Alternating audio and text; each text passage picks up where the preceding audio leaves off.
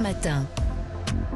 La page culture sur Europe 1 ce matin, Nicolas Caro, pour votre livre du jour. On embarque en version grand format. Hein. Ben oui, je vais commencer doucement à vous donner quelques idées de cadeaux de Noël. Comme ça, voici Femme Océane au Cherche Midi, signé Maud Fontenoy, la navigatrice.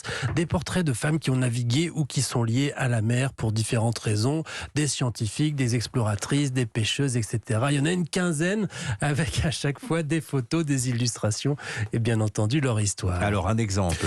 Jeanne Barret par exemple, ça vous parle? Elle est née en 1740 dans le Morvan. Elle garde des brebis, autant dire que la mer est loin pour l'instant, oui, mais elle croise un herboriste qui l'initie au secret des plantes. Elle devient incollable sur les végétaux. Adolescente, elle devient domestique chez un botaniste, Philibert Commerson. Pareil, il la prend comme élève et elle l'accompagne dans ses recherches. Elle devient une sorte d'assistante officieuse. Et puis, Commerson déménage à Paris. Il emmène Jeanne avec lui. Entre-temps, ils sont devenus amants. Je vous la fais courte. En 1766, Bougainville mène une expédition qui embarque des scientifiques et parmi eux, Philibert. Or, Philibert a besoin de Jeanne pour travailler, mais une femme sur un bateau, quelle blague! Scandale. Vous n'y pensez pas, d'ailleurs c'est illégal. Eh bien, qu'à cela ne tienne, Jeanne embarque habillée en homme et en se faisant appeler Jean, l'aide de Philibert Commerson. Ça va tenir. Eh ben, ça tient. En fait, au bout d'un moment, tout le monde le sait, mais personne ne le dit. En parlant de Jeanne, il est question aussi des pirates et autres flibustières dans ce livre, et notamment Jeanne de Belleville, bien sûr, la lionne de Clisson. Elle a levé une petite armée et a frété 3 vaisseaux pour venger son mari Geoffroy de Chateaubriand, exécuté sans procès par le roi, et elle a raisonné tous les navires marchands français. Quelle femme. J'aurais aimé que ma femme fasse la même chose. A raisonné les navires marchands français? Oui, si je suis exécuté comme ça sommairement. Il y a plus moderne aussi. Hein. Il y a qu'à se baisser. Tenez, j'aime bien Marie Tarp, américaine. Enfant, elle suit son père géomètre pour faire des relevés de terrain ici et là dans les années 30. Ça lui donne l'envie d'être géologue. On lui conseille plutôt d'enseigner comme sa mère. Mais non.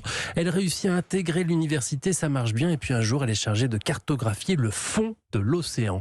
Mais elle ne part pas en mer faire les relevés, ça c'est pour les hommes uniquement. En revanche, elle compile toutes les données qu'on lui ramène et elle dessine le monde du dessous jusqu'à ce qu'elle découvre en 1952 le Rift. C'est elle, le Rift, vous savez, c'est une sorte d'immense vallée dans le fond de l'Atlantique Nord. Il y a aussi Shark Lady, la dame au requin, alias Eugénie Clark, née en 1922, qui deviendra la grande spécialiste des squales. Il y a des gardiennes de phare, des militaires aussi de la Marine nationale, notamment la première amirale, Chantal Desbordes. Voilà, c'est un très beau livre, c'est de l'histoire, c'est un beau livre, il y a beaucoup de photos, beaucoup d'illustrations aussi. Des cartes. Femmes Océanes, c'est donc signé Maud Fontenoy aux éditions du Cherche Midi. C'est vrai que ça fait un beau cadeau.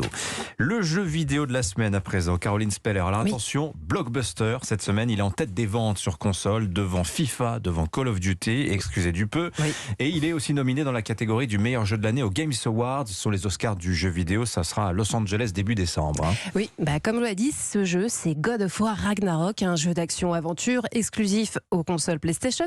C'est le nouvel épisode d'une saga qui a débuté il y a quand même en 2005 et qui est la seconde franchise la plus populaire de Sony.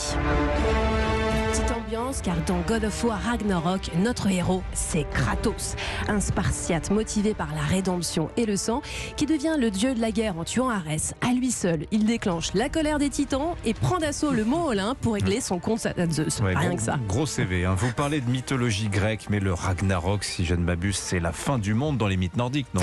Oui, parce que dans C'est un l'épisode... peu une ratatouille de mythes, ça. Hein. Dans God of War Ragnarok, on retrouve Kratos, exilé à Midgard, le mont nordique des humains.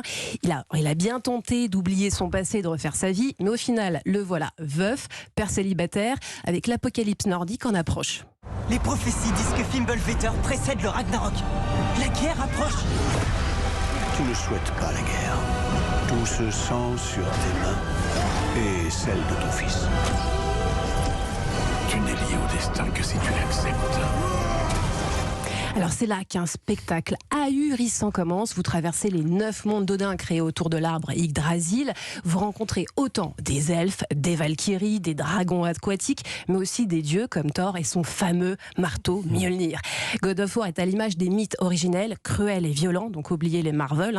Kratos règle ses problèmes à coups de hache, mais l'histoire de Ragnarok n'en reste pas moins humaine. Voyons. Mais oui, vraiment humaine, car Ragnarok, c'est aussi un récit sur la parentalité les difficultés d'élever un adolescent et de le laisser faire ses propres expériences. Et je pense que ceux qui élèvent des adolescents savent de quoi ça parle. Ah bah oui, le lancer de hache, hein, il faut bien les initier, les petits. Tout à fait. Alors, Kratos ne veut pas que son fils Atreus reproduise ses erreurs. Atreus, lui, se cherche, se compare à son père, le conteste par la parole et l'action. Et c'est cette dynamique qui fait le cœur de Ragnarok. Voilà, on est quand même loin des récits mythologiques nordiques. Hein. Alors oui, il y a eu quelques petites modifications, quelques réappropriations. Les studios du développement Santa Monica se sont donc totalement réappropriés ces mythes, mais c'est pour en créer un nouveau qui, une fois manette en main, est tout aussi mythique. Donc le jeu est, c'est vrai, absolument magnifique. Et ce sera sans doute un des cartons de Noël, également à côté du livre de Maud Fontenoy. Merci Caroline Speller. Vincent Hervouette, non, il est... Non, j'ai le livre Femme Océane, c'est pour la fête des mères. Surtout. Ah oui, c'est vrai, vous avez... excellent, excellent. Mais c'est pas tout de suite. Il est 7h50.